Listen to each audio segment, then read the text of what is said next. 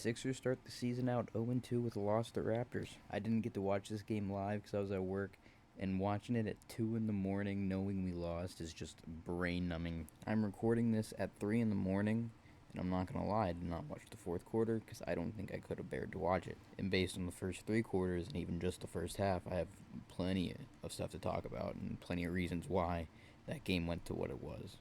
How do we think the Sixers would open up a game? An on-ball screen for Maxey, get downhill, get to the basket, shoot a three off the screen? No. We turn the ball over 2 plays in a row, which lead to easy transition buckets for the Raptors. A great start. And Nick Nurse is known for being like the smart guy, but our offense is stretched the whole way to half court. It's starting up at the half court line, and it's not downhill screens for Maxey to get him running towards the basket with his awesome speed and awesome creation ability, but it's just us dribbling and doing like nonsense screens laterally. And then I remember a play, we finally started moving the ball up the court, which isn't that far. We finally pushed the ball up the court, and with 5 seconds left on the shot clock, we just kick it to Yabu. He's not open. He just has to chuck it. Just horrible offense. Now back on the defensive end, we need Drummond to not foul. Maybe there are some bad foul calls this game, but man, we need him in the game. Matter of fact, we're going to need to work as a team to stop fouling. We ended the game with 32 personal fouls, and I believe 2 technicals. And I believe a lot of these fouls came from just miscommunication on defense, or not even communicating on defense, and then also just not having intensity on defense and wanting to beat people to their spots and wanting to play defense. Because really, where is our defensive intensity? We're playing a young Raptors team. Why are we not making them pick up the ball and make a lot of bad decisions? It was a bad game. It was a rough game for both teams. But they made us turn the ball over basically just as much as them and made us look just as bad as them. They're a lot younger. Let's make them show their immaturity. Nothing that the Raptors were doing on offense was particularly crazy. Schematically, it was just a bunch of backdoor cuts and on and off ball screens. However, a few times the Raptors would call for an on-ball screen from the big, and then during that pick and roll, another player would screen the screener's man for a wide open roll. And that all comes down to communication. And it tends to happen with Drummond a lot. And he just can't be getting caught up in those, especially if he's going to play as much as he is without Joel. The Sixers even let a rookie cook him. He was flying to the basket, getting rebounds, getting to the basket and scoring, even playmaking for others.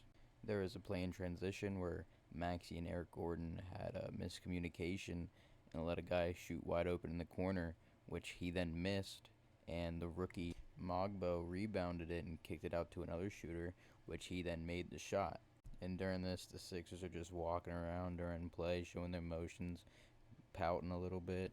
And after that rebound and a few more, it was evident that we don't really care to stay in front of our man or even find our man to box him out and grab a rebound. We just kind of sit there and watch them jump, man. See what they can do. Watch some athleticism. Get a show, because we sure aren't putting on one.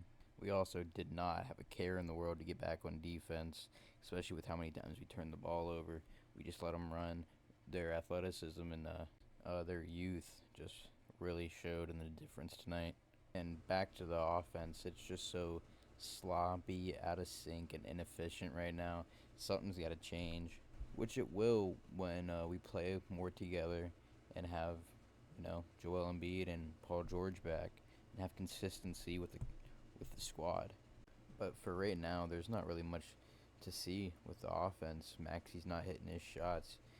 He's having really tough nights. Maybe he's forcing too many shots, but nothing's falling, especially with how he's played against the Raptors. That statistic they showed, that graphic, man, it's crazy. You would have maybe expected that from him, or just a little bit less, but you couldn't get that. Not tonight. I noticed a lot of plays where we're just swinging the ball around the arc, and that's not going to get anything open because we're not driving. We're not going to drive and kick. You gotta create somehow. Gotta beat your man. You can't just swing it around the arc. But it will be hard to get people open if you guys can't shoot that night, whether it be in the paint or beyond the arc. But at that point, you just gotta get to the basket, man. You gotta create offense somehow, not shoot more threes, not just chuck up threes. A certain play in the game, Kelly Oubre calls for a screen from Kenyon Martin, who is in the corner. And since Kenyon Martin's in the corner, the screen leads Kelly Oubre to the corner. So Kelly Oubre is now in the corner with nowhere to go, and Nick Nurse calls a timeout. Now, out of that timeout, the Sixers turn the ball over and foul in transition, leading to 2 free throws. And then on offense, the Sixers 2-pass, screen, Kelly Oubre shoots the ball. Air ball. Nick Nurse called a timeout 2 plays ago in the middle of an offensive possession that was going nowhere. And you can't tell me that he wasn't talking about, like, what is going on with our offense. We need to do this and this. Can we execute this and this? Or he draws up a play, something. What was the timeout for? It couldn't have just been nonsense. We also had a bunch of careless turnovers. I remember a play, Kyle Lowry forced an inbound pass to a cutting Reggie Jackson, and it just wasn't open. It just wasn't there. There was no reason to do it. Drummond had a few turnovers carelessly. He turns the ball over a lot after grabbing a board and outletting to his guard. I don't know if he's just trying to get the ball up quick or if he genuinely doesn't see the defender. Also, when we attack the basket, either we got to be more crafty or just be stronger when going to the hoop, because we cannot let somebody like Jakob Poeltl, who probably has a 20-inch vertical, get 4 blocks on us. A white man should not be doing that to us. I also, on offense, love Jershon Yabusele being at the top of the key. He's a great middleman. He'll keep the ball movement flowing. He loves to pass it. He's quick to pass it. He's also quick to screen. He'll come set you a big screen, get you a lot of space, and people seem to sag off him right now.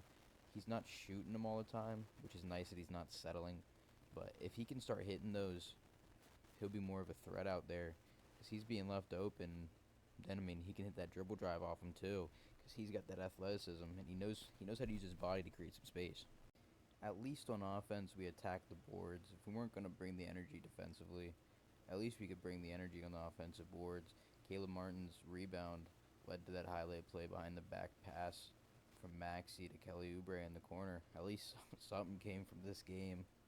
We also got to hit our free throws. The Sixers, year in and year out, are one of the best free throw shooting teams. I mean, that's probably 80% because of Joel Embiid, and he's not playing right now. So obviously that 80% is not going to be contributed there. But we got to make our free throws. That could have been a different game if we make our free throws. We shot a lot. We made 40 free throws, but we still only shot 75%, which I think we could shoot better than that. The Sixers scored 107 points tonight, and we scored 40 of them at the free throw line. That is crazy. That just shows how inefficient we are. We need to find somebody who could score for us, or some way to score for us, because we still have a game, maybe 2 games, maybe 3, maybe 4, maybe more without Joel and Paul George. It's going to be tough, but we're going to need to win Sunday against the Pacers. Last year they had one of the best offenses in the league, but one of the worst defenses in the league. We're going to need to pull one out there. I know it's early in the season, but I think I speak for everybody when I say 0-3 is just not going to be it. That's going to be sickening. Well, it's 3:50 in the morning, and it's time to go to bed.